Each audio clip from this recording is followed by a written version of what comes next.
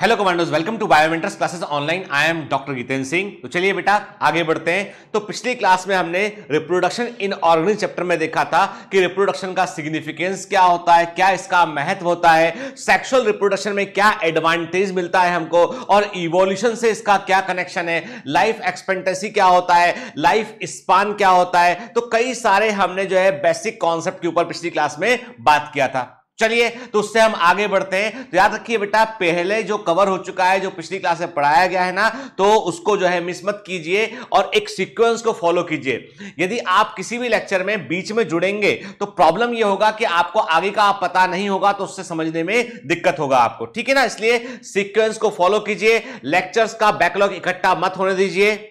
Clear? ठीक है। DPS regularly solve कीजिए ताकि आपको मालूम चले कि हर चैप्टर, हर जो हम लेक्चर ले रहे हैं उस चैप्टर्स में, उस लेक्चर से किस तरह के क्वेश्चन पूछे आते हैं। तो वो हम धीमे धीमे, ग्रेजुअली धीमे धीमे प्रयास करेंगे ना, तो 100% स्कोर कर पाएंगे हम। क्लियर? चलिए, तो रिप्रोडक्शन के ऊपर हमने ये देखा कि कंटिन्यूटी ऑफ लाइफ को मेंटेन करने के लिए रिप्रोडक्शन हमको देखने मिलता है। एक पिछली क्लास में हमने एक स्टेटमेंट पर बात किया था। हमने कहा था कि एक इंडिविजुअल, एक जीव जो है, हो सकता है वो रिप्रोड्यूस करे या ना करे, इट मे बी ऑप्शनल के, लेकिन एक प्रजाति को रिप्रोड्यूस करना पड़ता है क्योंकि उसी से उसका अस्तित्व बना रहता है, उसी से उसका एग्जिस्टेंस बना रहता है। ठीक है ना। चलिए तो आगे बढ़ते हैं बेटा इसमें हम। तो अभी हम देख रहे हैं बेटा कि अब एनसीईआरटी के अकॉर्डिंग ही बिल्कुल हम बात कर रहे हैं। Reproduction is defined as a biological process in which an organism gives rise to young ones offspring similar to itself के। तो प्रजनन या रिप्रोडक्शन जो है वो एक जैविक प्रक्रिया है, एक बायोलॉजिकल प्रोसेस है बेटा।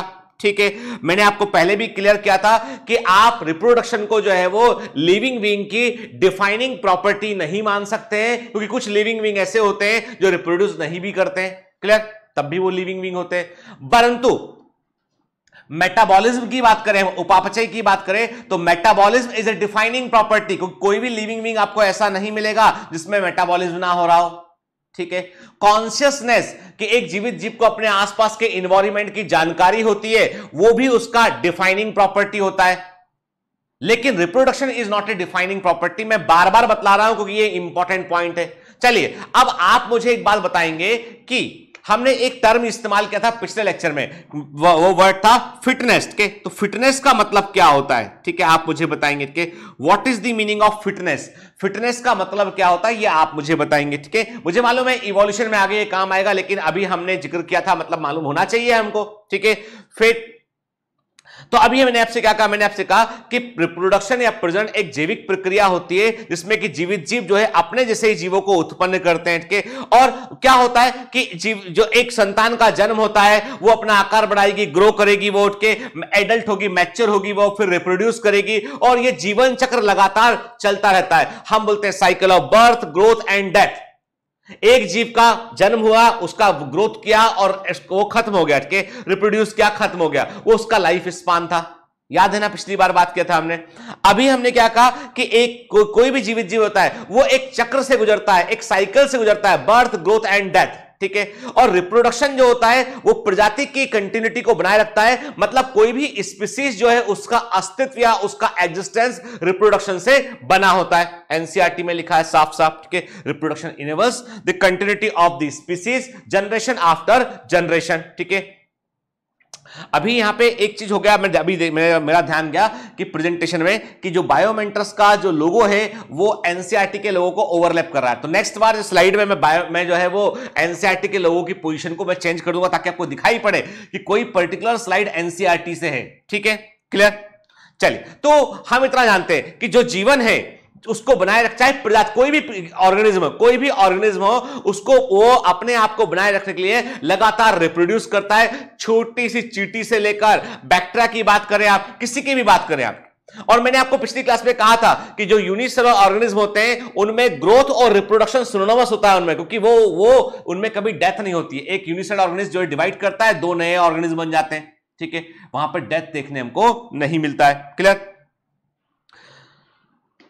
There is a large diversity in the biological world. Biological world में जो है आपको बड़े पैमाने पर आपको जो है डाइवर्सिटी देखने मिलती है, आपको उनकी विविधताएं देखने मिलती हैं। और मैंने आपको यह भी कहा था कि ये जो वेरिएशन है, जो विविधताएं हैं, वो आई कहां से हैं? जब तक सेक्सुअल रिप्रोडक्शन होता चला गया। सेक्सुअल रिप्रोडक्शन से क्या हुआ? कैरेक्टर्स जो है वो डाइवर्सिफाई होते चले गए, कुछ नए नए जेनेटिक कॉम्बिनेशन बनते चले गए और उससे कृमिक विकास हुआ है। तो चूंकि sexual reproduction is one of the very important thing to provide material to the evolution, लैंगिक प्रजनन जैव विकास को पदार्थ उत्पन्न देने वाला या रॉ मेटेरियल देने वाला इंपॉर्टेंट एस्पेक्ट होता है। इसके अलावा दूसरा होता है म्यूटेशन, उत्परिवर्तन, सडन जेनेटिक चेंजेस, अचानक आने वाले अनुवांशिक परिवर्तन जिनको हम म्यूटेशन कहते हैं, वो भी रॉ मेटेरियल होते हैं इवोल्यूशन के लिए। ठीक है,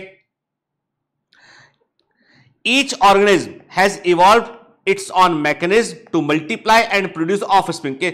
अब देखो बेटा, अमीबा का रिप्रोड्यूस करने का तरीका अलग है, हाइड्रा का रिप्रोड्यूस करने का तरीका अलग है, ईस्ट का रिप्रोड्यूस करने का तरीका अलग है के, ह्यूमन बींग्स का रिप्रोड्यूस करने का तरीका अलग है के। तो हर जीव का अपना अपना अलग तरीका होता है और यह डिपेंड करता है इस बात पे कि उस ऑर्गेनिज्म का आवास किस तरह का है, उसकी फिजियोलॉजी किस तरह की है और कई सारे फैक्टर कि उसका जैव विकास में स्थान क्या है, किस तरह का वो जीव है, किस तरह का उसका बॉडी स्ट्रक्चर है, किस तरह के इन्वायरमेंट में वो रहता है। ये कई चीजें डिसाइड करती हैं कि रिप्रोडक्शन किस प्रकार से होगा। आपको मैंने एक बात कही थी पिछली क्लास में, आपने ध्यान से सुना भी होगा उस बात को। मैंने आपसे कहा था कि एसेक्सुअल रिप्रोडक्शन जो है हमेशा तब होता हुआ दिखाई पड़ता है जब कंडीशंस फेवरेबल होती हैं, जब अवस्थाएं अनुकूल होती हैं, बेहतर परिस्थितियां होती हैं, तो एसेक्सुअल रिप्रोडक्शन होता है। लेकिन जब जब भी चैलेंजेस का सामना करना पड़ता है, एडवर्सिटी का सामना करना पड़ता है, तब तब सेक्सुअल रिप्रोडक्शन देखने मिलता है। तो कई जीव ऐसे होते हैं, जैसे हम फंजाई की बात करें, कई जीव ऐसे होते हैं जब फेवरेबल कंडीशन होगा तो वो एसेक्सुअल रिप्रोडक्शन करेंगे, अनफेवरेबल कंडीशन का सामना होगा तो वो सेक्सुअल रिप्रोडक्शन करेंगे। तो आप क्वेश्चन ये उठता है कि सेक्सुअल रिप्रोडक्शन का अनफेवरेबल कंडीशन से क्या संबंध है। ठीक है, सोच सकते हैं कि भाई ऐसा क्यों होता है कि अनफेवरेबल कंडीशन है, प्रतिकूल परिस्थितियां हैं और उसमें लैंगिक प्रजनन हो रहा है। कारण उसके पीछे ये कि सेक्सुअल रिप्रोडक्शन होगा तो जेनेटिक वेरिएशंस आएंगे, अनुवांशिक विभिन्नताएं आएंगी, और अनुवांशिक विभिन्नताएं मतलब जेनेटिक वेरिएशंस आएंगे तो कुछ नए कैरेक्टर आएंगे, और कुछ नए कैरेक्टर आएंगे तो संभावना इस बात की है कि एडवर्स एनवायरनमेंट में वो उस नए कैरेक्टर जीव को रहने लायक बना दे। यही तो है बेटा नेचुरल सिलेक्शन, यही तो है कि प्रकृति में क्या होता है, कई सारे प्रयोग चल रहे होते हैं। आप जो हम देखते हैं ना बेटा, प्रकृति नेचर देखते हैं हम, इस नेचर को हम ऐसा मान सकते हैं it's like a big laboratory जहां पर कई सारे प्रयोग चल रहे होते हैं। जैसे ही ये महसूस किया कि कंडीशंस जो है अब अनुकूल या फेवरेबल कंडीशन नहीं रही तो सेक्सुअल रिप्रोडक्शन होना शुरू हो गया के, और सेक्सुअल रिप्रोडक्शन से जेनेटिक वेरिएशन आना शुरू हुए। जेनेटिक वेरिएशन से कुछ नए कैरेक्टर आए, कुछ नए कैरेक्टर में से हो सकता है there may be some character which are favourable to the adverse condition, जो कंडीशन बदल गया उसके अनुसार वो जीव को ढालने में मदद करते हो, बस बात खत्म हो गई। वही जीव आगे ग्रो करेगा, बाकी खत्म हो जाएंगे। तो यही तो इवोल्यूशन है, यही तो जैव विकास का एक पूरा का पूरा क्रम है। ठीक है, तो मैंने क्या कहा आपसे कि ऑर्गेनिज्म जो है उनमें अलग अलग तरीका मैकेनिज्म हो सकता है रिप्रोडक्शन करने का, डिपेंड करता है उसके हैबिटेट पर, इंटरनल फिजियोलॉजी पर और कई सारे अदर फैक्टर्स के ऊपर के, तो उस पर वो डिपेंड करता है। ठीक है, अब मोटे तौर पे देखिए आप तो सेक्स जो रिप्रोडक्शन जो है वो दो तरह का होता है, एसेक्सुअल रिप्रोडक्शन और सेक्सुअल रिप्रोडक्शन। ठीक है, हम देख रहे हैं हमारे सामने स्लाइड पे दिखाई पड़ रहा है, ध्यान देना मिनट के। एसेक्सुअल रिप्रोडक्शन में बिल्कुल से देखो, अभी मैं क्या कर रहा हूं आपको, अभी मैं जो डिफरेंस आपको बतला रहा हूं ये वो डिफरेंस है जो आपको मालूम है। अभी मैं आपको जो डिफरेंस बतला रहा हूं ये वो डिफरेंस है जो मोटे तौर पर आपको मालूम है कि एसेक्सुअल रिप्रोडक्शन में एक पेरेंट भाग लेता है, सेक्सुअल रिप्रोडक्शन में टू पेरेंट भाग लेते हैं। एसेक्सुअल रिप्रोडक्शन में गैमीट नहीं बनता है, सेक्सुअल रिप्रोडक्शन में गैमीट बनता है। एसेक्सुअल रिप्रोडक्शन में केवल माइटोसिस होती है, सेक्सुअल रिप्रोडक्शन में आपको मियोसिस देखने मिलती है जो गैमीट बनाने में हेल्प करती है। के और एसेक्सुअल रिप्रोडक्शन में ऑफस्प्रिंग बिल्कुल अपने पेरेंट के समान होती है और ऐसी ऑफस्प्रिंग को हम क्लोन कहते हैं। क्या बोलते हैं? क्लोन कहते हैं। तो एसेक्सुअल रिप्रोडक्शन में जो ऑफस्प्रिंग है, संतानें हैं, वो अपने पेरेंट के बिल्कुल समान होती हैं और ऐसी संतानों को हम क्या बोलते हैं? क्लोन कहते हैं। ठीक है, सेक्सुअल रिप्रोडक्शन में चूंकि मियोसिस इन्वॉल्व है, और जब भी मियोसिस होगा तो 11th क्लास में आपने पढ़ा होगा, मियोसिस होगा तो क्या होगा बेटा, वहां पर क्रॉसिंग ओवर होगा, नए जेनेटिक रिकॉम्बिनेशन बनेंगे। तो मियोसिस होगा तो वो जेनेटिक रिकॉम्बिनेशंस को बनाएगा, तो उसके चलते क्या होगा कि जो रिजल्टेंट सेल बनेंगी वो जेनेटिकली सिमिलर सेल नहीं होंगी, वो पेरेंट के कुछ अलग कैरेक्टर उनके पास में होगा। तो बात इतनी सी है कि जो संतानें होंगी जो सेक्सुअल रिप्रोडक्शन में, अब तो एक तो देखो, एक तो क्या हुआ, मियोसिस ने जेनेटिक रिकॉम्बिनेशन किए, फिर फर्टिलाइजेशन हुआ तो उससे दो डिफरेंट टाइप के गैमेट आकर मिले वहां पे, और फर्टिलाइजेशन होने के बाद दो डिफरेंट टाइप के गैमेट आकर मिले, एक जाइगोट बना, उसमें दो अलग अलग क्रोमोसोम के सेट है, एक मदर से आया एक फादर से आया, दोनों सेट एक समान नहीं है ये। तो इसका मतलब यह हुआ कि एक नया कॉम्बिनेशन यहां पर बन गया है। तो कहने का मतलब यह है कि सेक्सुअल रिप्रोडक्शन वेरिएशंस को लेकर आया, इसीलिए जो ऑफस्प्रिंग है वो पेरेंट के समान नहीं होती है। ठीक है, अब ये जो डिफरेंसेस मैंने आपको बतलाए हैं ये छोटी क्लास के डिफरेंसेस हैं जो आप पढ़ते आ रहे हैं कई सालों से। ठीक है, गर्मी बहुत है एक्चुअली, तो बार बार पानी पीना पड़ता है रिकॉर्डिंग के दौरान। चलिए, तो ये तो एक बात हो गया बेटा, है ना। अब थोड़ा सा क्या करते हैं, इसी को जो आपने छोटी क्लास में एसेक्सुअल और सेक्सुअल रिप्रोडक्शन का जो डिफरेंस आपने देखा था छोटी क्लास में, उसी को थोड़ा सा हम जो है वो बड़ी क्लास के लेवल पे लेके आते हैं, थोड़ा सा अच्छे से समझने की कोशिश करते हैं उसको। ठीक है, जब वहां लिखा था 1 पेरेंट 2 पेरेंट, यहां पे हमने टेक्निकल वर्ड यूज किया, हमने कहा एसेक्सुअल रिप्रोडक्शन इज यूनिपेरेंटल। ठीक है, जबकि सेक्सुअल रिप्रोडक्शन इज बाइपेरेंटल। ठीक है, यहां पे क्या लिखा हमने लिखा एसेक्सुअल रिप्रोडक्शन में सोमेटिक सेल्स आर इन्वॉल्व के, यहां पर क्या होता है, केवल माइटोसिस होगा, उससे स्पोर बनेगा, और स्पोर का जो कॉम्बिनेशन होगा वो उसी जो नॉर्मल बॉडी सेल है उसके समान ही होगा जेनेटिक कॉम्बिनेशन। कोई नया अनुवांशिक संयोजन देखने, जेनेटिक कॉम्बिनेशन देखने नहीं मिलेगा हमको यहां पे। तो हमने क्या बोला, सोमेटिक सेल्स इन्वॉल्व होते हैं यहां पे जर्म सेल्स कैसे बनते हैं, ये मियोसिस के परिणाम स्वरूप बनते हैं। के यहां पर क्या होता है बेटा, यहां पर क्या होगा, यहां पर जो है वो आपको माइटोसिस आपको देखने मिलेगा यहां पे के, यहां पर एसेक्सुअल स्पोर बनेंगे, यहां पर गैमिट बनेगा। ठीक है, जर्म सेल जो है वो, जो मैंने आपसे कहा कि जो मदर सेल्स हैं यहां पे, इस जो गैमिटिक, जो हम गैमिट को बनाने वाली जो सेल्स हैं वो क्या करेंगे, जिनको हम मियोसाइट बोलेंगे, ये मियोसाइट सेल के मियोसिस में भाग लेंगी और गैमिट्स को बनाएंगे के। जबकि एसेक्सुअल रिप्रोडक्शन में क्या बनेंगे, स्पोर्स बनेंगे के। फिर एसेक्सुअल रिप्रोडक्शन में जेनेटिकली सिमिलर ऑफस्प्रिंग होगी, जबकि सेक्सुअल रिप्रोडक्शन में जेनेटिकली डिसिमिलर ऑफस्प्रिंग होगी। याद रखिएगा, एसेक्सुअल रिप्रोडक्शन चूंकि फेवरेबल कंडीशन में होता है, एसेक्सुअल रिप्रोडक्शन चूंकि फेवरेबल कंडीशन में होता है और इसमें ना तो म्यूसिस करना पड़ता है ना फर्टिलाइजेशन करना पड़ता है, तो यह फास्टर होता है, तेज गति से होता है। एसेक्सुअल रिप्रोडक्शन फास्टर होता है, जबकि सेक्सुअल रिप्रोडक्शन कंपैरेटिवली स्लो होता है, धीमी गति से होता है। क्लियर? ठीक है, तो ये कुछ ऐसे फंडामेंटल डिफरेंसेस हैं जो हमको मालूम होना चाहिए। चलिए, है ना। तो अब हम देखो, अब ये जहां पे एनसीईआरटी का लोगो लगा है, इसका मतलब है कि this concept borrowed from the NCERT से कॉन्सेप्ट को लिया गया है। अब डायरेक्ट स्टेटमेंट देखते हैं कि एनसीईआरटी में क्या लिखा है। Based on whether there is participation of one organism और two in the process of reproduction, it is of two type के।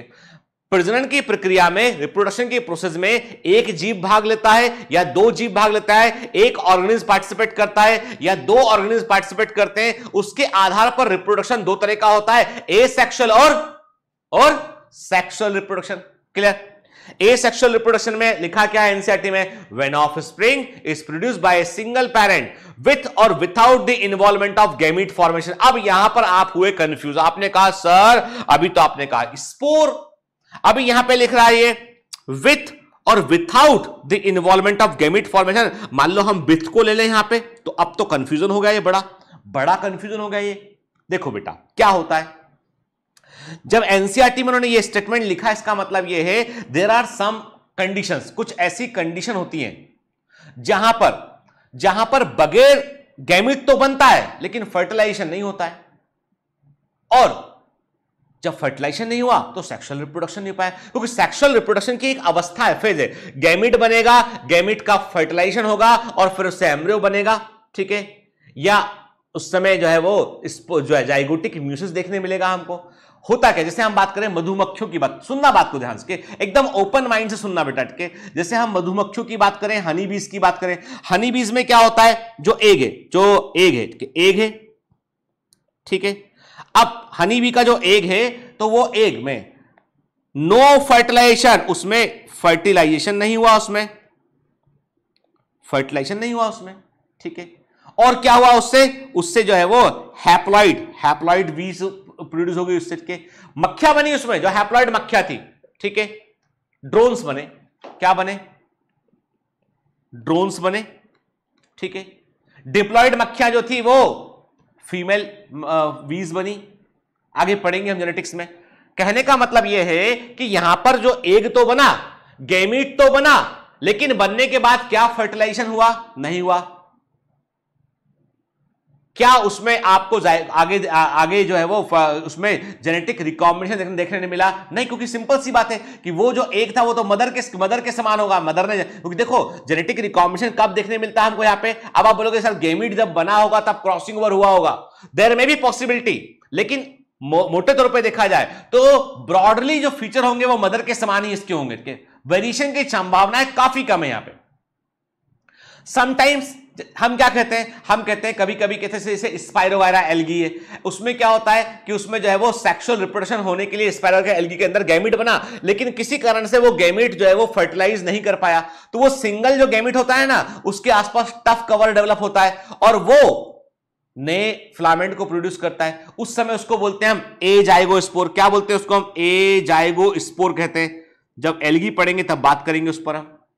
तो कहने का मतलब यह है कि जो कॉन्सेप्ट है, कॉन्सेप्ट तो सिंपल बोलता है कि भैया ए सेक्सुअल रिप्रोडक्शन में गैमीट नहीं बनता है, पर एनसीईआरटी में उन्होंने क्या लिखा? उन्होंने लिखा विथ और विथआउट द गैमीट फॉर्मेशन। इसका मतलब ये कि मोस्ट ऑफ द केसेस में ये this is without the involvement of gamete के, लेकिन देयर में भी सम कंडीशन, कुछ ऐसी अवस्थाएं हो सकती हैं जहां पर गैमीट तो बन गया है लेकिन वो फर्टिलाइजेशन नहीं हो पाया,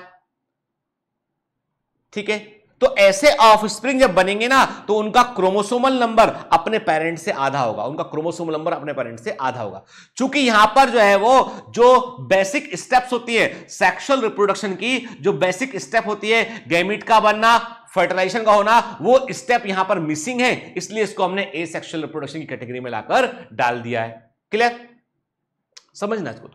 तो इसलिए इस स्टेटमेंट को लेकर कंफ्यूज मत होना बेटा, मैंने आपको क्लियर कर दिया एकदम से कि एसेक्सुअल रिप्रोडक्शन में जो है केवल एक पेरेंट इन्वॉल्व होता है। देखो वो जो एग बना, उस एग से मक्खी मधुमक्खी बनी, तो वो एग में तो केवल एक ही पेरेंट, फीमेल पेरेंट इन्वॉल्व है, मेल पेरेंट तो इन्वॉल्व है ही नहीं है ना। तो कहने का मतलब यह है कि एसेक्सुअल रिप्रोडक्शन में केवल एक पेरेंट इन्वॉल्व है, सेक्सुअल रिप्रोडक्शन में दो पेरेंट इन्वॉल्व है के, तो एसेक्सुअल रिप्रोडक्शन में इन जनरल गैमीट नहीं बनता है, बट देयर में भी सम कंडीशन जहां पर गैमीट का फॉर्मेशन भी देखने मिलता है, लेकिन एब्सोल्युटली ये बात बिल्कुल तय है फर्टिलाइजेशन नहीं होगा, फर्टिलाइजेशन देखने आपको नहीं मिलेगा, ठीक है। फिर सेक्सुअल रिप्रोडक्शन की बात करें, when two parent opposite sex male और फीमेल पार्टिसिपेट करते हैं रिप्रोडक्टिव प्रोसेस में and also involve the fusion. देखो बेटा ये फ्यूजन वर्ड है, मतलब फर्टिलाइजेशन को शामिल किया है इसने, ठीक है ना। क्या बोला इसने फर्टिलाइजेशन को इसने शामिल किया, ठीक है, फर्टिलाइजेशन को इसने शामिल किया। मतलब fusion of male and female gamete का मतलब क्या हो गया? फर्टिलाइजेशन हो गया, तो सेक्सुअल रिप्रोडक्शन हुआ। ये इंपॉर्टेंट स्टेप था इसका, ये क्लियर। तो ये देखो बेटा, ये मैं आपको इतना एम्फेसिस देके क्यों बता रहा हूं कि हो सकता है कि कुछ असर्शन रीजन के क्वेश्चन पूछे जाए एग्जाम के अंदर। जब हम ये रिकॉर्डिंग कर रहे हैं अभी तक जो है आपका नीट 2020 का एग्जाम नहीं हुआ है, तो हमको नहीं मालूम है कि असर्शन रीजन एग्जाम में आएगा या नहीं आएगा, ठीक है। लेकिन हम अपनी तैयारी रखते हैं ऐसे, हम अपनी तैयारी ऐसे रखते हैं कि असर्शन रीजन के क्वेश्चन यदि आएंगे भी तो हम अच्छे से करके आएंगे, ठीक है। क्योंकि देखो 2020 बैच के बच्चों के साथ खास बात ये रही कि उनको मिड सेशन में आके मालूम चला कि नीट और एम्स अब जो है एम्स का एडमिशन भी नीट के थ्रू होगा। तो चूंकि हम लोग जून 2019 में बैच शुरू कर चुके थे हम 1 जून से, तो हम लोगों ने असर्शन रीजन की काफी मेहनत करते चले थे, हम लोग टेस्ट भी हुए उसके आधार पर उनके, तो उन बच्चों को ट्रेनिंग है उस चीज की। अब इस 2021 का जो नीट का एग्जाम होगा, या हम कहें कि नीट 2020 का एग्जाम जो अभी होने वाला है, उससे हमको सही मालूम चलेगा कि पिक्चर क्या है। रियल में एनटीए ने एम्स को भी शामिल किया, तो क्या एक लेवल नीट के पेपर का लेवल उन्होंने क्या परिवर्तन किया, किस तरह का पेपर का फॉर्मेट रखा है, ये सब मालूम चलेगा हमको, ठीक है ना। उसके अकॉर्डिंग ट्रेनिंग कर लेंगे हम, कोई दिक्कत नहीं है। पर अभी हम अपने दिमाग को खुला रखते हैं कि हमें एसर्शन रीजन के क्वेश्चन भी आने चाहिए, ठीक है ना। तो ये जो स्टेटमेंट दोनों मैंने आपको एक्सप्लेन किया, इसका मतलब ये होता है बेटा कि एसेक्सुअल रिप्रोडक्शन में एक पेरेंट इन्वॉल्व है, गैमेट बन भी सकता है, नहीं भी बन सकता है। यदि गैमेट बनता है तो फर्टिलाइजेशन नहीं होगा, सीधा गैमेट इवॉल्व डेवलप करेगा। क्लियर? ऐसा कुछ कंडीशन में देखने मिलता है, जबकि सेक्सुअल रिप्रोडक्शन में मेल और फीमेल गैमेट बनेंगे और फर्टिलाइजेशन होगा, निश्चित तौर पर होगा वहां पे, ठीक है। क्लियर? अब हम जो भी मेहनत कर रहे हैं वो मेहनत कर रहे हैं कि हमको यह जानना होगा कि एसेक्सुअल रिप्रोडक्शन कितने प्रकार का होता है, कैसे होता है, क्या तरीका होता है, किस जीव में किस तरह का देखने मिलता है। तो ये जो आपके सामने स्क्रीन पर जो क्वेश्चन दिखाई दे रहा है बेटा, इसका स्क्रीनशॉट ले लीजिए। इसका क्या लेना आपको? इसका मैं हट जाता हूं एक बार, फिर से मैं हट गया यहां से। आप इसका एक बार स्क्रीनशॉट ले लीजिए और इस क्वेश्चन का उत्तर हमको ढूंढना है, ठीक है। यानी हम जब आगे, और ये आपको एक प्रकार से मैं आपको ये क्वेश्चन पर दे रहा हूं, क्वेश्चन जिसको हम बाद में दोबारा लेकर आएंगे इस क्वेश्चन को, ठीक है ना। मतलब ऐसे क्वेश्चन जो है नीट में पूछे जाते हैं जहां पर कॉलम 1 है, कॉलम 2 है। कॉलम 1 में कुछ तरीके दे रखे हैं उसने एसेक्सुअल रिप्रोडक्शन के, external budding, plasmotomy, multiple fission, binary fission. Column 2 में ऑर्गेनिज्म रखे हैं, प्लाज्मोडियम, हाइड्रा, ओपेलिना और अमीबा। तो आपको मैच करना है, ठीक है। ये क्वेश्चन जो है बड़े इंपॉर्टेंट क्वेश्चन होते हैं, क्योंकि इन क्वेश्चन में क्या होता है, चार इन्फॉर्मेशन कुल मिला के आपसे उसने एक क्वेश्चन नहीं पूछा, 4 क्वेश्चन पूछा है, मैच करने को बोला। देयर आर 4 इंफॉर्मेशन, ठीक है ना। क्लियर? फिर दूसरा टाइप ऑफ क्वेश्चन जो है नीट में ऐसा आता है कि आपके सामने स्क्रीन पर बना हुआ है 1 2 3 4 के, तो पूछ रहा है आपसे पहचानिए पहला वाला जीव किस तरह का रिप्रोडक्शन कर रहा है। क्या वो रिप्रोडक्शन सेक्सुअल रिप्रोडक्शन है या एसेक्सुअल रिप्रोडक्शन है? यदि एसेक्सुअल रिप्रोडक्शन है तो किस तरह का रिप्रोडक्शन है? दूसरा वाला डायग्राम, नीचे वाला डायग्राम किस तरह के रिप्रोडक्शन को शो कर रहा है? तो ये डायग्राम बेस्ड क्वेश्चन भी आपसे एग्जाम में पूछे जाते हैं, तो उसके लिए भी तैयार रहेगा। क्लियर? चलिए, तो अब एंटर करते हैं हम एसेक्सुअल रिप्रोडक्शन की बात करते हैं हम, ठीक है।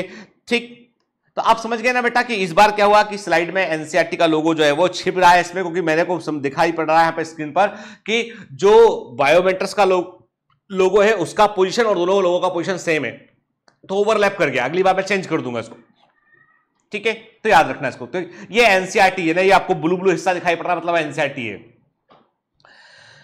In this method a single individual parent is capable of producing offspring. एक अकेला पेरेंट सफिशिएंट होता है बच्चों को उत्पन्न करने के लिए।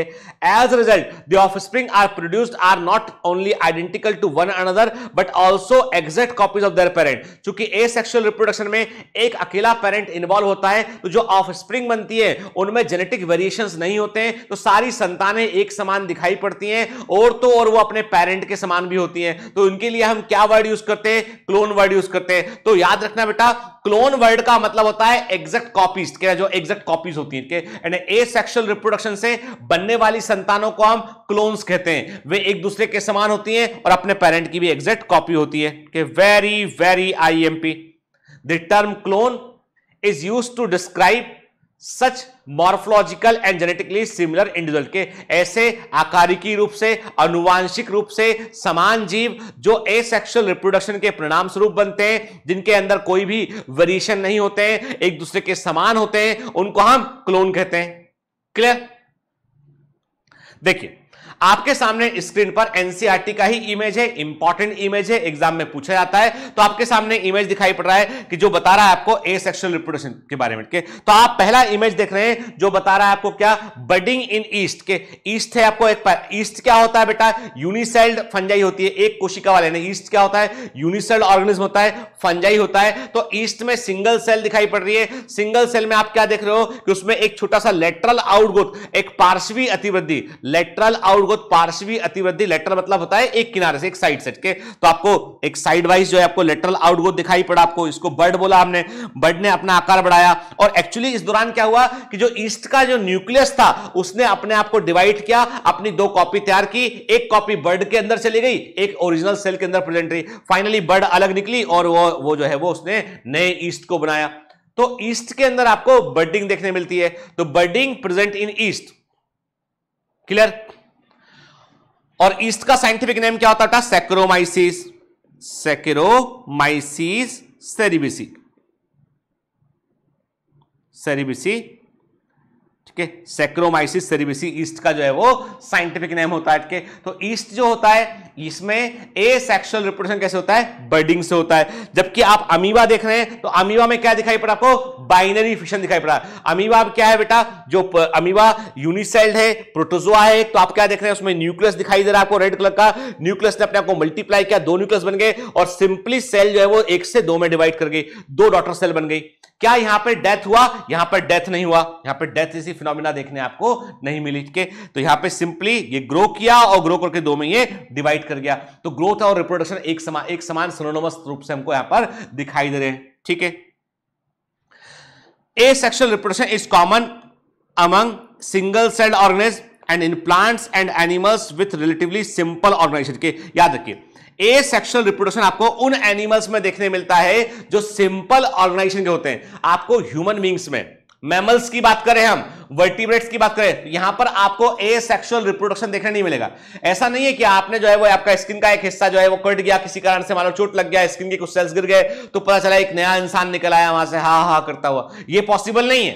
ठीक है, मतलब ये है कि जो एनिमल, जैसे कि हमने कहा कि जो पोरीफेरा हुए, सिलेंटेटा हुए, जो लोअर ऑर्गेनाइजेशन के जो एनिमल्स है उनमें आपको एसेक्सुअल रिप्रोडक्शन देखने मिलता है, लेकिन आपको हायर ऑर्गेनिज्म में एसेक्सुअल रिप्रोडक्शन देखने नहीं मिलता है। ठीक है, प्लांट्स में आपको जनरली ये देखने मिलता है और सिंगल सेल ऑर्गेनिज्म में देखने मिलता है।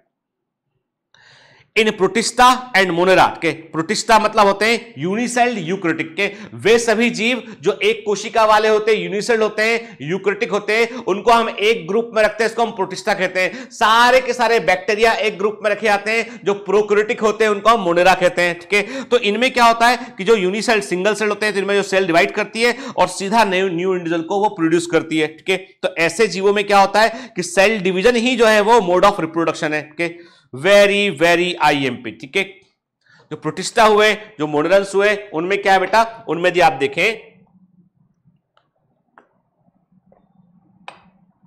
जो सेल डिवीजन है वही क्या है बेटा, वही उनमें मोड ऑफ रिप्रोडक्शन है। ठीक है, many single celled organism reproduce by binary fission. देखो बेटा, आप बैच भी करना, टेबल हमको बाद में याद है ना। ठीक है, तो इसलिए याद, एग्जांपल याद कर चलना। ठीक है, बिल्कुल एग्जांपल नहीं भूलना आपको। तो कई सारे जो यूनिसेल्ड सिंगल सेल्ड ऑर्गेनिज्म हैं वे बाइनरी फिशन करते हैं। बाइनरी मतलब 2 हिस्सों में बढ़ जाना, फिशन मतलब विखंडन का होना, बाइनरी 2 बराबर हिस्सों में बंटना। ठीक है ना, ठीक, तो हमने क्या बोला, बाइनरी फिशन बोला इसको हमने, where a cell divide into 2 half and each rapidly grow into adult. जो अमीबा में देखने मिलता है आपको, पैरामीशियम में देखने मिलता है। क्लियर, अमीबा में देखने मिलता है और पैरामीशियम में आपको ये देखने मिलता है। इसका मतलब ये हुआ, ठीक है, इसका मतलब ये हुआ कि ये तो हम समझ गए कि बाइनरी फिशन जो है वो अमीबा के पास में आ रहा है। ठीक है, कहां आ रहा है, अमीबा के पास आया ये बेटा, है ना। ठीक है, चलिए आगे बढ़ते हैं इसमें। ठीक, फिर ईस्ट में क्या होता है बेटा, ईस्ट में division is unequal and small bud are produced that remain attached initially to the parent cell which eventually get separated and mature into new yeast organism के। तो मैंने आपको बताया था ईस्ट में क्या होता है, सबसे पहले ईस्ट की जो सेल होती है वो अपना आकार ग्रो करेगी, उसका न्यूक्लियस अपने आप को डिवाइड कर लेगा, न्यूक्लियस उसका डिवाइड हो गया, 1 से 2 में कन्वर्ट हो गया, एक लेटरल आउट ग्रोथ बनती है, पार्श्वी अतिवृद्धि बनती है, एक न्यूक्लियस उसमें शिफ्ट हो जाएगा, बर्ड अपने आकार को बढ़ाएगी और फाइनली पेरेंटल सेल से बर्ड अलग हो जाएगी और एक नए ईस्ट को वो बना लेगी। ठीक है ना, तो बर्डिंग कहां देखने मिलती है हमको, बर्डिंग देखने मिलती है हमको ईस्ट के अंदर, हमको बर्डिंग देखने मिलती है। ठीक है, क्लियर। अब पहले वाले इमेज को फिर से देखते हैं, उसमें क्या ईस्ट का नाम दे रखा था, उसमें देखो हम जरा देखते हैं कहां था, इसमें ईस्ट इसमें नहीं दे रखा था बेटा। ठीक है, चलो आगे बढ़ते हैं इसमें हम, क्लियर, चलिए, है ना। फिर आगे मेंबर्स ऑफ किंगडम फंजाई। ठीक है, किंगडम फंजाई के जो मेंबर्स हैं, याद रखिएगा बेटा, किंगडम फंजाई जो है वो भी हेट्रोट्रॉफिक होता है। किंगडम फंजाई में फंजाई की सेल वॉल काइटिन से बनी होती है। देखो, हमेशा जब आप मेडिकल एंट्रेंस की तैयारी कर रहे होते हैं ना, तो एक बात याद रखना है, कोई चीज का जिक्र कहीं पर आया ना तो आपके दिमाग में 5-6 अलग अलग इंफॉर्मेशन झट आपके दिमाग में आना चाहिए। ठीक है, मतलब जैसे होता ना कि आप कभी मोबाइल फोन में क्या देखते हो, मोबाइल में आपने बहुत सारे ऐप डाउनलोड कर रखे हैं, तो वो कई बार ऐप पॉपअप देते हैं। बायोमेट्रिक्स का ऐप है, वो बोलता है कि अभी लेक्चर रिलीज हो गया है, शीट अपलोड हो गया है, बोलता था नोटिफिकेशन ऑन होगा ना तो नोटिफिकेशन देता है आपको बायोमेट्रिक्स का ऐप के। जिन बच्चों ने बायोमेट्रिक्स का ऐप डाउनलोड नहीं किया है बेटा, तो ऐप को डाउनलोड कर लीजिए, उससे आपको नोटिफिकेशंस मिल जाते हैं, लेक्चर्स के इन सब चीजों के नोटिफिकेशंस में आते रहते हैं। तो अब होता क्या है बेटा, जैसे आपके मोबाइल में कई ऐप है जो इंफॉर्मेशन को पॉपअप करते हैं, ये हो गया के ऐप के अंदर, वैसे ही जब आप कोई चीज को देखते हैं ना तो आपके दिमाग में भी आप इंफॉर्मेशन पॉपअप करना चाहिए।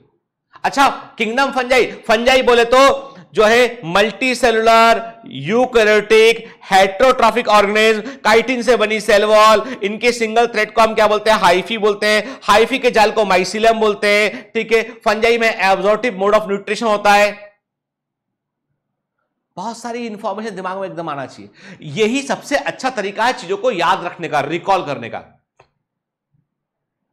जैसे मैं आपको बता दूं, मैं एज ए डॉक्टर मैं जो है वो जब किसी पेशेंट को देखता हूं, ठीक है, तो पेशेंट मेरे पास आता है, बोलता है सर मुझको बुखार है या कोई तकलीफ है या डायबिटीज है किसी को, ठीक है, तो जैसे ही बोलता है मेरे को कि सर मेरे को बीपी का प्रॉब्लम है, तब सेट के तो ब्लड प्रेशर का प्रॉब्लम बताया उसने। तो अब क्या हुआ कि हमने जो है जैसे उसने बोला तो वैसे ही जो है कई सारे मेडिसिन जो दिमाग में, उसने बोला तब से बीपी है, ये समस्या है, तो कई सारे जो हम ऐसा कहते हैं कि कई सारे मेडिसिन जो हैं कि उस क्या क्या मेडिसिन दे सकते हैं इसको, क्या अच्छा ये दवा चल रही है, ये 4 दवाएं, तो झट से दिमाग के अंदर वो पूरा पिक्चर है। आप समझ लीजिए कि एक कोई भी आपकी फैमिली में कोई डॉक्टर उससे पूछेगा, झट से आपके दिमाग में कई सारी दवाओं की एक लिस्ट खुल जाती है। मरीज को लग रहा है कि आप उसकी बात सुन के उसको देख रहे होते हैं, आप उसकी बात सुन भी रहे होते हैं, लेकिन कुछ सेकंड के लिए कुछ सेकंड्स के लिए आपका दिमाग एकदम ब्लैंक होता है और झट से अंदर स्कैन करता है वो, ये मेडिसिन है, इसको दे दो, इसको दे दो, इस कॉम्बिनेशन में, इसके साथ इसको मत देना। उसने बोला सर मुझे एक बार पैंक्रियाटाइटिस हो चुका है, मुझे एडमिट हो चुका था, मैं मेरा ऑपरेशन में हो गया, इसका पैंक्रियास का, इसका गॉलब्लैडर का ऑपरेशन हो गया, झट ये मत देना, ये मत देना, दिमाग में आया झट से। तो जब आप एज ए प्रैक्टिसिंग फिजिशियन आप होते हैं ना, तो आपको बहुत चीजों का ध्यान रखना पड़ता है कि दवाओं के जो कॉम्बिनेशन है वो सब आपको याद रखना, किसके साथ क्या दवा जाएगी, किसके साथ क्या दवा नहीं जाएगी, किसका एडवर्स रिएक्शन हो सकता है, क्या तकलीफ है जिसमें दवा देनी है, किसमें नहीं देनी दवा, इसको, ये इंपॉर्टेंट चीज है। इंफॉर्मेशन के तो सारा खेल है, इसलिए ब्रेन को ट्रेन कीजिए। जैसे आप कोई वर्ड देखते हैं ना, झट से उसके बारे में क्या जानता हूं मैं, क्या जानता हूं, झट झट झट झट रिकॉल आना चाहिए, होना चाहिए, ठीक है ना। चलिए, तो मैंने क्या बोला, members of kingdom fungi and simple plants such as algae reproduce through special asexual reproductive structure के। फंजाई हुए, एल्गी हुए, इनमें क्या होता है, कुछ विशेष प्रकार के एसेक्सुअल रिप्रोडक्शन में कुछ विशेष प्रकार के स्ट्रक्चर बनते हैं, और ये स्ट्रक्चर जनरली क्या होते हैं, डिफरेंट टाइप के स्पोर होते हैं, डिफरेंट टाइप के स्पोर होते हैं। देखिए, the most common of these structure are the zoospore के।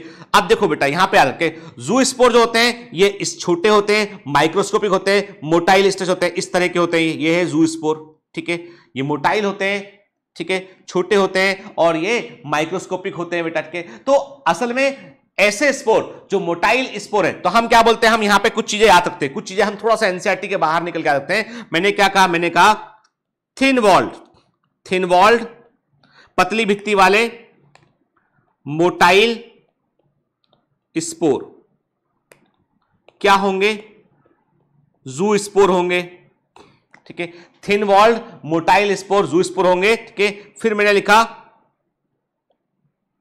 Thin walled non motile spore. अब ये भी तो हो सकता है, thin walled non motile spore, तो मैंने लिखा ये होते हैं ए प्लेनोस्पोर, इनको बोलते हैं हम ए प्लेनोस्पोर कहते हैं। क्या बोलते हैं इनको हम, ए प्लेनोस्पोर कहते हैं। फिर एक संभावना और भी है, थिक वॉल्ड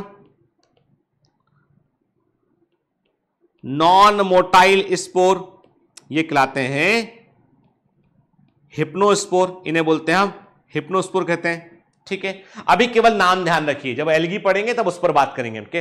तो मैंने क्या कहा आपसे कि जू स्पोर इज अ टाइप के, तो जू स्पोर ऐसा नहीं कि सब में जो स्पोर बनते हैं, there are various type of spore बनते हैं बेटा, स्पोरेंजियोस्पोर बनता है, कि बहुत सारे स्पोर बनते हैं। अभी मैंने आपको इतना बताया कि जू स्पोर जो है ये थिन वॉल पतली भित्ति वाले motile, thin walled motile spore होते हैं, कि कॉमनली देखने मिलते हैं, फेवरेबल कंडीशन में दिखते हैं इनके। और कई जगह एल्गी फंजाई में क्या होता है कि आपको कई एल्गी में आपको देखने मिलेंगे thin wall non motile spore देखने मिलेंगे, ए प्लेनोस्पोर बोलेंगे। कई एल्गी में आपको thick wall non motile spore देखने मिलेंगे, इसको हम हिप्नोस्पोर बोलते हैं, ठीक है। फिर other common asexual reproductive structure are conidia, आपको पेनिसिलियम फंजाई में कोनिडिया देखने मिलेगा, आपको हाइड्रा में बर्ड देखने मिलेगी, और स्पॉन्जेस में आपको जेम्यूल्स देखने मिलेंगे। अब ये क्या होता है देखते हैं इसको यहां पर के।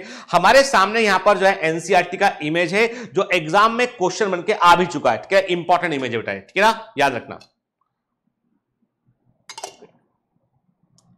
आप पहला इमेज देख रहे हैं आप जू स्पोर कट के, ये unicelled algae chlamydomonas, chlamydomonas unicelled green algae होती है, एक कोशिका वाली ग्रीन एल्गी होती है, और ये क्या करती है, ये ऐसे जू स्पोर को ये प्रोड्यूस करती है। जू स्पोर कई सारी एल्गी बनाती है एक्सेप्ट स्पाइरोगायरा।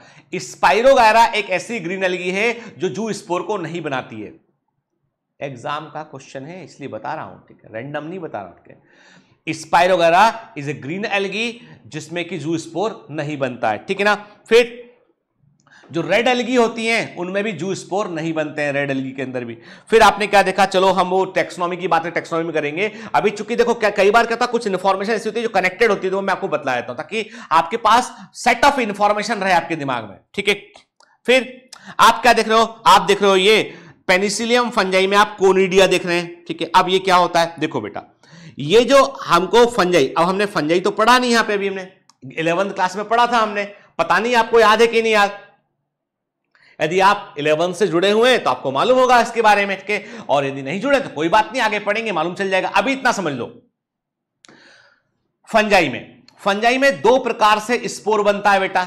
एक स्पोर बनता है, एक मटके के समान स्ट्रक्चर होता है उसके अंदर बनता है, जिसे हम बोलते हैं स्पोरेंजियोफोर कहते हैं, स्पोरेंजियम बोलते हैं, इसको हम स्पोरेंजियम कहते हैं। स्पोरेंजियम के अंदर जो स्पोर बनता है उसको हम स्पोरेंजियोस्पोर कहते हैं। स्पोरेंजियम क्या होता है, ऐसा होता है कि ये स्पोरेंजियम है बेटा, इसके अंदर स्पोर बनेंगे, तो हमने क्या बोला, हमने बोल दिया इसको, हमने स्पोरेंजियोस्पोर बोला। तो एक तो स्पोरेंजियम के अंदर बनते हैं, स्पोरेंजियोस्पोर कहते हैं, और स्पोरेंजियम जिस हाइफी के ऊपर होती है। अब ये हाइफी क्या होता है, हाइफी होता है फंजाई को बनाने वाली इकाई, जो हेयर लाइक स्ट्रक्चर होते हैं जो फंजाई को बनाते हैं उनको हम हाइफी कहते हैं। तो हाइफी जिस पर स्पोरेंजियम में पाया जाता है उसको हम स्पोरेंजियोफोर कहते हैं। क्या बोलते हैं उसे हम, स्पोरेंजियोफोर कहते हैं, ठीक है। ठीक, कुछ फंजाई ऐसी होती है जिनमें क्या होता है, जिनमें स्पोरेंजियम के अंदर स्पोर नहीं बनता है, मटके के समान स्ट्रक्चर में स्पोर नहीं बनता है, बल्कि वो सीधा हाइफी के ऊपर लगा होता है। ऐसी हाइफी को बोलते हैं हम कोनिडियोफोर कहते हैं, इसे हम कोनिडियोफोर कहते हैं, ठीक है। ये आपको दिखा, ये direct, these are direct spore जिनको हम कोनिडिया बोलते हैं। कोनिडियो स्पोर कहते हैं इनको हम, या कोनिडिया कहते हैं, कोनिडिया बोलते हैं इनको हम, या कोनिडियो स्पोर भी इनको हम कह सकते हैं हम, ठीक है। डायरेक्ट लगने वाले स्पोर होते हैं, दीज आर बेसिकली स्पोर्स, ठीक है। और ये जो इमेज है बेटा, ये ऑलरेडी एग्जाम के अंदर आ चुका, नीट के अंदर इंपॉर्टेंट इमेज है, ठीक है। फिर तीसरा डायग्राम देख रहे हैं आप हाइड्रा देख रहे हैं। हाइड्रा क्या है बेटा, सिलेंड्रेटा है। हाइड्रा में आप क्या देख रहे हैं, हाइड्रा में आपको दिखाई पड़ रहा है एक बर्ड दिखाई पड़ रहा है, लेटरल आउटग्रोथ दिखाई पड़ रही है, और ये आउटग्रोथ अपना आकार बढ़ाएगी, फाइनली अलग हो जाएगी, अलग होकर जो है नए हाइड्रा को वो बना लेगी। तो बर्डिंग हमको हाइड्रा के अंदर देखने मिलती है, हाइड्रा में इंपॉर्टेंट है बर्डिंग देखने मिलती है आपको, ठीक है। फिर जो स्पॉन्जेस होते हैं, स्पॉन्जेस क्या होते हैं, पोरीफेरा होते हैं। तो पोरीफेरा में आपको क्या देखने मिलता है, पोरीफेरा में आपको gemmules, asexual reproductive gemmule. Gemmule special type की बर्ड होती है, मॉडिफाइड बर्ड होती है, जो जिनके जो कॉम्पैक्ट होती है, they are very very compact type of bird, क्या। और ये जो है वो इन्हें हम क्या बोलते हैं, जेम्यूल्स कहते हैं, जो नए पोरीफेरा को प्रोड्यूस करती हैं, ठीक है। तो ये चारों इमेज एंड जो इमेज हुआ और जो एग्जांपल हुआ बेटा, ये इंपॉर्टेंट है, आईएमपी स्लाइड के, this is an very very important slide बेटा, क्लियर। चलिए आगे बढ़ते हैं। अब प्लांट्स में देखो बेटा, एसेक्सुअल रिप्रोडक्शन को प्लांट्स में हम वेजिटेटिव प्रोपेगेशन भी कह सकते हैं। क्यों कह सकते हैं ऐसा, क्योंकि प्लांट्स होते हैं वेजिटेशन, वनस्पति होते हैं, तो वेजिटेटिव रिप्रोडक्शन वर्ड आप एनिमल्स के लिए इस्तेमाल नहीं कर सकते हैं, फंजाई के लिए इस्तेमाल नहीं कर सकते हैं, क्योंकि animals are not vegetation, animals वनस्पति नहीं है, फंजाई वनस्पति नहीं है, तो you can not use term vegetative for animal and fungi. तो वेजिटेटिव प्रोपेगेशन वर्ड इस्तेमाल करते हैं किसके लिए, हम ये यूज करते हैं हम प्लांट्स के लिए। तो हम कहते हैं कि जो प्लांट्स है उनमें भी vegetative propagation that is a kind of asexual reproduction, वो हमको रनर की हेल्प से देखने मिलता है, राइजोम से, सकर से, ट्यूबर से, ऑफसेट से, बल्ब से। अब आप बोलोगे ये सब क्या है, this all terms already discuss in the 11th class morphology of flowering plant.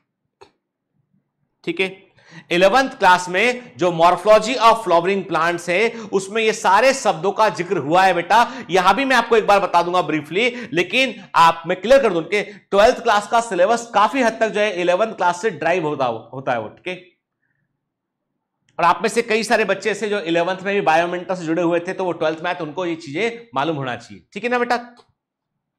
एक बात और ध्यान रखिए, जब कभी कोई ऐसा हिस्सा आता है ना जिसमें कि 11th का जिक्र होता है क्लास का, तो वो वाला हिस्सा एक बार उठा के देख लिया करो। यदि आपने 11th साल भर पढ़ रखा है मेरे साथ में, देख लिया करो। और जो सीधे 12th के बच्चे हैं वो चिंता ना करें, हम पढ़ेंगे। जैसे 11th में आगे बढ़ेंगे तो ये चीजें भी हम पढ़ेंगे, बिल्कुल चिंता ना करें आप। ठीक है, तो इन स्ट्रक्चर को क्या होते हैं, वेजिटेटिव प्रोपेग्यूल्स होते हैं। प्रोपेग्यूल्स वो होते हैं that the structure that helps in the propagation. ठीक है ना, वे संरचनाएं जो वर्धन में, प्रोपेगेशन में हेल्प करती हैं, उन्हें प्रोपेग्यूल्स कहते हैं। okay? तो propagules are the structures that are helpful in the propagation. जो वर्धन में हेल्प करता है उसे क्या बोलते हैं, प्रोपेग्यूल कहते हैं उसे। okay?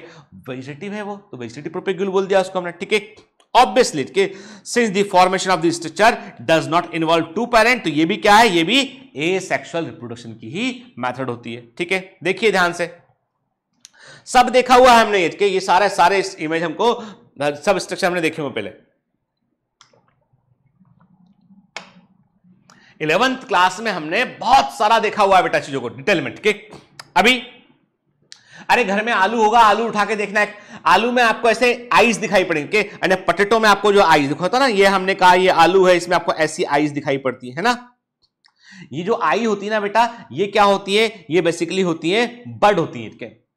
ठीक है, और ये नोड पे लगती है, कहां लगती है, नोड पे। यानी आलू जो होता है, जो पटेटो होता है, it is a modified stem. Potato is a modified stem. आलू जो है एक रूपांतरित तना होता है, और उसमें जो आई लगी होती है वो एक बड होती है, और ये बड ही ग्रो करती है और नए आलू के प्लांट को, पटेटो प्लांट को प्रोड्यूस करती है। ठीक है, तो हमने क्या देखा, ये आईज दिखाई पड़ रही है, जर्मिनेटिंग आई बड है इसमें, और potato is a modified stem. ठीक है, फिर क्या देख रहे हैं, दूसरा हम देख रहे हैं जिंजर, अदरक देख रहे हैं। अदरक में क्या दिखाई पड़ रहा है आपको, राइजोम दिखाई पड़ रहा है। राइजोम का मतलब क्या था, अंडरग्राउंड स्टेम। अब मेरी बात ध्यान से बात सुना बेटा के, जो पटेटो है, आलू है, मॉर्फोलॉजी के पॉइंट ऑफ व्यू से बात करें हम, आकारिकी के पॉइंट ऑफ व्यू से बात करें हम, मॉर्फोलॉजिकल पॉइंट ऑफ व्यू से बात करें, तो पटेटो इज ए ट्यूबर।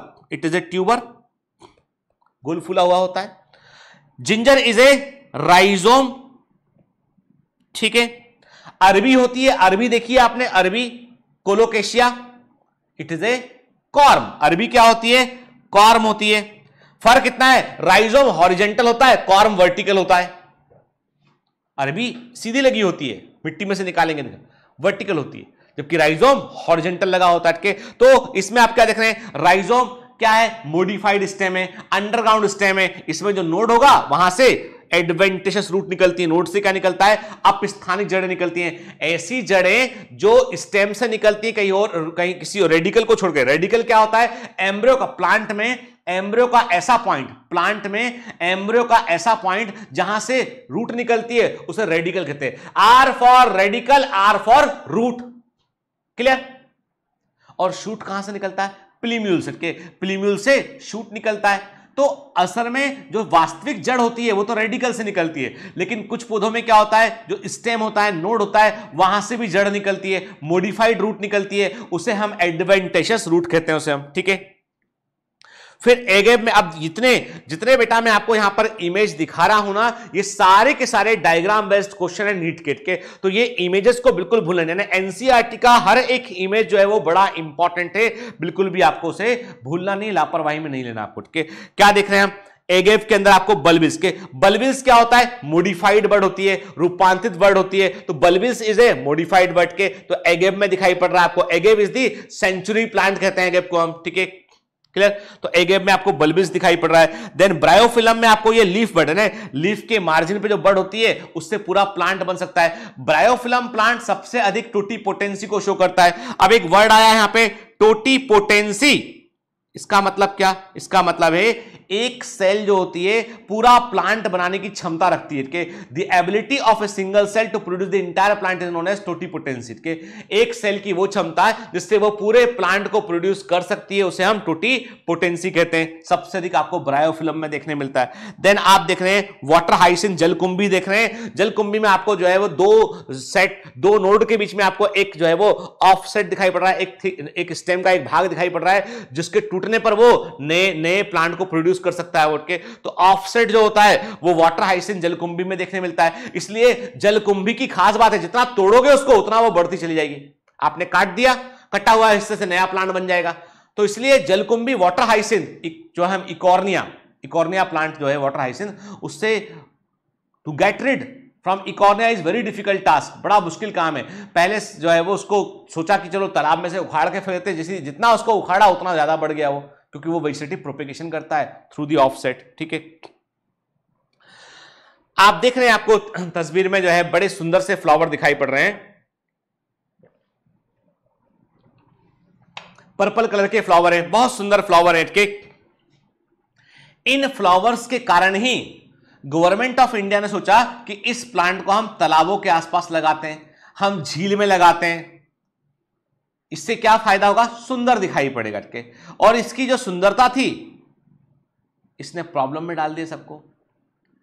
मतलब ये प्लांट इतना तेज वेजिटेटिव प्रोपेगेशन करता है, जितना तोड़ोगे उतना तेज बढ़ेगा। और सबसे बड़ी बात है कि ये प्लांट नेचुरली इंडिया का नहीं है, बाहर से आया, अमेरिकन कॉन्टिनेंट से इसको लेके आया गया। और जो अमेरिकन कॉन्टिनेंट का ये प्लांट था, इसका कोई नेचुरल शिकारी, कोई भी ऐसा इंसेक्ट, कोई भी ऐसा पक्षी जो इस प्लांट को खाता हो वो इंडिया में था ही नहीं। तो इस प्लांट को कोई कंपटीशन भी नहीं मिला, जब कोई प्रतिस्पर्धा नहीं मिली इसको, तो तेजी से बढ़ता चला गया।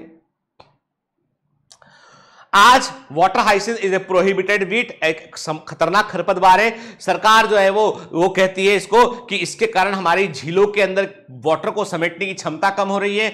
नेविगेशन, जो पानी के अंदर जो आप कहते हैं ना, जो हम कहते हैं जो ट्रांसपोर्टेशन थ्रू वाटर होता है, वो नेविगेशन प्रॉब्लम में आ गया है। नाव जो होते हैं उनके चप्पू फंस जाते हैं, जो क्या होता है, जो पैडल चलाते हैं ना, तो पैडल फंस जाते हैं। जो छोटे से जहाज होते हैं उनके नीचे जो मशीन लगी होती है वो उसमें जाके फंस जाते हैं, तो नेविगेशन में दिक्कत होती है इससे।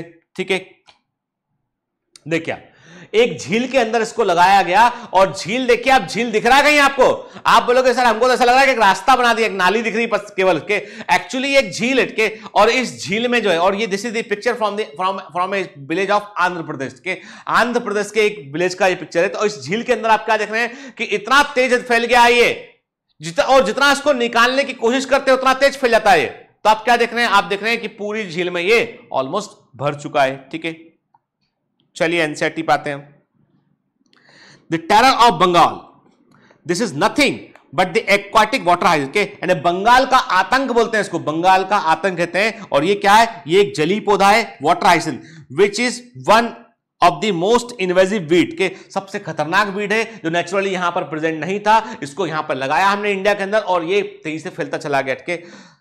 Found growing wherever there is standing water के, wherever there is standing water में ये तेजी से ग्रो करता है। It drains oxygen from the water and which lead to death of the fish के, ये बड़े पैमाने पर ऑक्सीजन की, इसकी जड़ें जो है वो बड़ी संख्या में लगी होती है, तो डिजोल्व ऑक्सीजन का जड़ें इस्तेमाल करती हैं। और उसके अलावा क्या होता है कि बाहर से जो ऑक्सीजन पानी में डिजोल्व होती है वो भी कम हो जाती है। तो कुल मिला के एक्वाटिक लाइफ, अंदर जो जलीय जीवन है वो खतरे में पड़ जाता है, क्योंकि इसकी रूट्स बड़े पैमाने पर ऑक्सीजन को अंदर से कंज्यूम कर लेती हैं। ठीक है, this plant was introduced in India because of its beautiful flowers and shape of leaves के, इसकी सुंदर सी पत्तियां थी, अच्छे सुंदर फ्लावर थे, इसलिए इसको इंट्रोड्यूस किया गया यहाँ पे। और since it can propagate vegetatively at a phenomenal rate के, कहा जाता है कि ये बड़ी तेजी से जो है वो वर्धी प्रजनन करता है, वेजिटेटिव रिप्रोडक्शन करता है, इसलिए ये वाटर बॉडी में पूरे में फैल जाता है थोड़े समय के अंदर ही। और इससे मुक्ति पाना बड़ा मुश्किल है, क्योंकि आप इसको हटाने के लिए तोड़ेंगे टुकड़े, उसके नया प्लांट बन जाएंगे। तो पता है आपको इसको किसे कंट्रोल किया गया? इसके लिए कुछ इंसेक्ट को इंट्रोड्यूस किया गया बाहर से लाके, जो इसे खा जाए। केमिकल छिड़के गए इसके लिए। अब केमिकल छिड़कने में दिक्कत क्या है कि वो केमिकल पानी में मिलता है और वाटर से एक्वाटिक लाइफ खतरे में आती है। तो नेचुरल तरीका बायो कंट्रोल मेथड से कंट्रोल करने की कोशिश की जा रही है, ठीक है। And it's a big problem, अभी भी एक बड़ी समस्या है इंडिया के अंदर ये, ठीक है। अब प्रश्न उठता है, मैंने आपसे कहा कि स्टेम जो होता है, मैंने आपसे कहा कि पोटैटो इज ए स्टेम, और स्टेम और रूट में फर्क किस बात का होता है? स्टेम और रूट में फर्क इस बात का होता है बेटा कि स्टेम में नोड और इंटरनोड होते हैं, रूट में नोड और इंटरनोड नहीं होते हैं। अब आप बोलोगे सर ये नोड बोले तो क्या? नोड बोले तो वो पॉइंट यहां से बर्ड निकलती है, लीफ निकलती है, ठीक है। This is the node, this is the node, और दो नोड के बीच का इंटरनोड के। नोड मतलब वे पॉइंट जहां से लीफ निकलती है, जहां से बर्ड निकलती है, ठीक है, वो नोड होता है, ठीक है। दो नोड के बीच में क्या जो होगा वो इंटरनोड कहलाएगा, ठीक है। जिस पॉइंट से लीफ निकलेगी, बर्ड निकलेगी, वो नोड है, ठीक है। This is the node and node, ठीक है, ये नोड है। और दो नोड के बीच में क्या होता है? इंटर मतलब दो के बीच में, दो नोड के बीच में होता है इंटरनोड होता है, ठीक है। ये इंटरनोड दिखाई पड़ रहा है आपको, है ना। और नोड क्यों इंपॉर्टेंट है? क्योंकि नोड से एडवेंटेशियस रूट्स निकल सकती हैं, अपस्थानिक जड़ें उत्पन्न हो सकती हैं, ठीक है। The site of origin of new plantlet in plants, the node present in the modified stem in this plant. के देखिए क्या होता है, किसी पौधे का आपने कलम लिया, आपने देखा होगा कई लोग जो बागवानी करते हैं वो कलम लगाते हैं, तो आपने कलम को काटा, आपने स्टेम के एक भाग को काटा, जमीन में गड़ा दिया, जमीन में गड़ाने पर उसमें थोड़े सा रूट निकल आई। कैसे रूट? देखो ये क्या किया आपने स्टेम कटिंग को लिया, जमीन में गड़ाया आपने, तो थोड़े समय के बाद जमीन में जो हिस्सा था उसमें जो है उसमें से रूट्स निकल आई उसमें। तो एक्चुअली नोड जो होते हैं वे एडवेंटेशियस रूट्स को प्रोड्यूस करते हैं, जब वो सॉइल के कॉन्टेक्ट में आते हैं, ठीक, तो वो वहां से रूट को प्रोड्यूस वो करते हैं। क्लियर?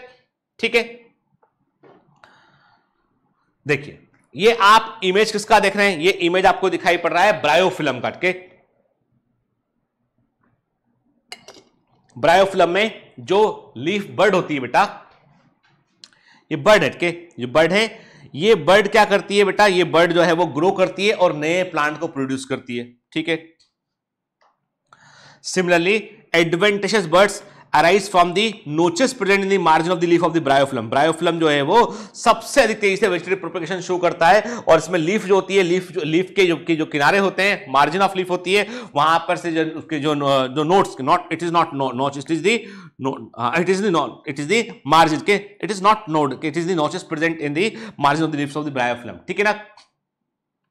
तो एडवेंटेशियस बर्ड्स जो होती है लीफ के किनारे पे जो होती है वो क्या करती है बेटा? वो भी जो है वो नए प्लांट को प्रोड्यूस करती है। This ability is fully exploited bye Gardner's and farmers for. अब देखिए सिंपल सी बात है, जो लोग हॉर्टिकल्चर के फील्ड में हैं, जो लोग ऑलरीकल्चर के फील्ड में हैं, के जो लोग जो है फ्लोरिकल्चर के फील्ड में हैं, के फ्लोरिकल्चर वाले लोग क्या होते हैं? जो फ्लावर प्रोडक्शन करते हैं। ऑलरीकल्चर वाले सब्जियों का प्रोडक्शन करते हैं। हॉर्टिकल्चर वाले नर्सरी प्लांट्स को प्रोड्यूस करते हैं, के तो जो भी हॉर्टिकल्चर, ऑलरीकल्चर या अपना जब हम फॉरेस्ट के प्लांट को प्रोड्यूस करते हैं उसे हम सिल्वीकल्चर कहते हैं। तो यहां पर जो जितने भी साइंटिस्ट इन्वॉल्व हैं, जो भी लोग इन्वॉल्व हैं इसमें, प्लांट ब्रीडर्स हैं, वे इन चीजों को जानते हैं कि कौन सा हिस्सा लगाने पर प्लांट प्रोड्यूस हो सकता है। तो ये जो एसेक्सुअल रिप्रोडक्शन की टेक्निक है इनका वो इस्तेमाल करते हैं, ठीक है।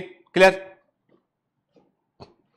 It is interesting to note that asexual reproduction is the common method of reproduction in organisms that have a relatively simple organization like algae, fungi। के ऐसा देखा जाता है कि जो algae, fungi, ये भी बेटा NCERT, this is also NCERT, ये भी एनसीईआरटी का ही स्लाइड है, ठीक है। तो ये देखा जाता है जो सिंपल बॉडी ऑर्गेनाइजेशन के जीव होते हैं वे एसेक्सुअल रिप्रोडक्शन को प्रमोट करते हैं, लेकिन जब कभी भी एडवर्स कंडीशन आती है, जब कभी भी प्रतिकूल परिस्थितियों का सामना करना पड़ता है, तो वो सेक्सुअल रिप्रोडक्शन को भी शो करते हैं। और ऐसा क्यों होता है मैं पहले एक्सप्लेन कर चुका हूं इसको, ठीक है ना। हायर प्लांट्स जो होते हैं वो एसेक्सुअल और सेक्सुअल रिप्रोडक्शन दोनों को वो शो करते हैं। एनिमल्स मोस्टली जो है वो केवल सेक्सुअल रिप्रोडक्शन, जो हायर एनिमल है वो केवल सेक्सुअल रिप्रोडक्शन शो करते हैं। लोअर एनिमल्स में आपको कुछ हद तक एसेक्सुअल रिप्रोडक्शन देखने मिल सकता है, ठीक है ना। क्लियर? तो क्या देखा आज हमने देखा कि रिप्रोडक्शन के तरीके, टाइप क्या होते हैं, एसेक्सुअल रिप्रोडक्शन क्या होता है, सेक्सुअल रिप्रोडक्शन क्या होता है, और हमने एसेक्सुअल रिप्रोडक्शन के बारे में कुछ बात किया। नेक्स्ट क्लास में थोड़ा सा हम इसको और डिटेल में जाके थोड़ा सा कुछ चीजों को हम और समझेंगे यहाँ पे हम, और उसके बाद हम सेक्सुअल रिप्रोडक्शन पर बात करेंगे, ठीक है ना बेटा। तो देखो क्या होता है इस चैप्टर में, चूंकि क्या है ये बॉटनी से भी कनेक्टेड चैप्टर है, तो इसमें इंफॉर्मेटिव चीजें काफी सारी हैं, एग्जांपल्स काफी सारे हैं यहां पे, तो वो एग्जांपल हमें याद रखने हैं ताकि हम जो है वो, और उनको याद रखने का बेस्ट तरीका है कि आप डीपीपी सॉल्व कीजिए, आप परफॉर्मेंस एनहांसमेंट शीट को पढ़िए, आप एक दूसरे से पूछिए, ठीक है, बार बार रिकॉल कीजिए, लिख के दीवार पर लगा लीजिए, क्योंकि देखो कुछ चीजें तो कुछ चीजें ऐसी हैं जो, अब एग्जाम्पल के लिए क्या मैंने आपसे कहा कि भाई ब्रायोफिल्म में क्या होता है, लीफ बर्ड होता है एटके, तो आपको पता होना चाहिए एटके, ट्यूबर पोटैटो के अंदर पोटैटो में आई होती है, तो ये सब चीजें पूछी जाती है, एगेब में बल्बिल्स होते हैं तो पूछा जाता है बेटा एटके, स्पॉन्जेस में जैम्यूल होता है पूछा जाता है, पेनिसिलियम में कोनिडिया है पूछा जाता है एग्जाम के अंदर एटके, तो ये चीजें आपको याद रखनी होगी, ठीक है ना। तो पढ़ने का मजा लेते रहिए। अगेन मैंने आपसे हमेशा कहा है अपने आप को हर दिन चार्ज रखिए, पढ़ने को बोझ मत समझिए, जब पढ़ने को बोझ समझेंगे ना तो सीखे नहीं पाएंगे बेटा आप, ठीक है ना। ये बोझ नहीं है, ये जिंदगी को परिवर्तन करने वाली चीजें हैं। मतलब आज आप जो टाइम इन्वेस्ट कर रहे हैं ना, जो समय आज आप इन्वेस्ट कर रहे हैं, यही आपका समय बदल देगा, यही आपका वक्त बदल देगा, समय बदल देगा, ठीक है ना। चाहते हैं ना आप चाहते हैं, आप भी निश्चित तौर पे चाहते होंगे कि जैसे मेरे पास है ना, जब कभी मुझे जो है वो क्या बोलते हैं ऑनलाइन कंसल्टेशन करना होता है, मुझे गवर्नमेंट के कुछ पोर्टल यहाँ पे जाके मेडिकल एडवाइस देनी पड़ती है, तो मेरे लिए मैंडेटरी है कि मैं ये व्हाइट कोट अपना पहनूं ताकि स्टेथोस्कोप साथ रखूं ना, ये जरूरी होता है ऑनलाइन कंसल्टेशन में, गवर्नमेंट के नॉर्म्स के अकॉर्डिंग है। तो देखिए, तो आप चाहते ना कि ऐसा ऐसा ऐसा आपके पास भी, ऐसा एप्रॉन आपके पास भी हो, तो पढ़ना पड़ेगा यार, है ना, ठीक है। All the best.